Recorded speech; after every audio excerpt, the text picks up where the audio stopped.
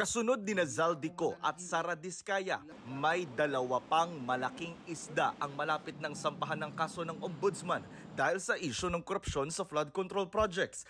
Sinabi yan ni Ombudsman Jesus Crispin Remulla sa kanyang radio program. Of the big fish, may isa tayong tingin ko hinog na hinog. Pasok na.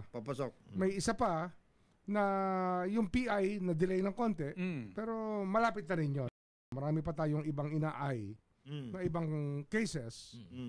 Kaya within the next few days marami ipa-file. Sandigan tsaka sa RTC. Regular. Sa RTC. Kasi kagaya nung Diskaya. Walang binigay na pangalan si Remulla pero sinabi niyang sumulat siya kay Senate President Tito Soto para pigilang makalabas ng bansa ang isang senador. Sumulat din ako kay Tito Sen na wag na bigyan ng travel authority. Ibig sabihin, senador yan. May isang nakaupo. Isang nakaupo. Wag muna. Ano pa ang clue mo? Anong clue? Tatlo. Kaya lang, yung isa kasi mahihinog na eh.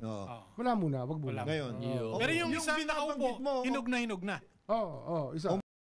Pero sabi ni Senate President Soto, hindi niya pa natatanggap ang sulat ni Remulla. Hindi anya required kumuha ng travel authority ang isang senador kung personal ang biyahe. Sabi ni Soto, sa polisiya ng Senado, official travel lang daw ang kailangan ng approval ng Senate President. Pero iba ang opinion dyan ni Remulla. When you join government, you surrender your right to travel.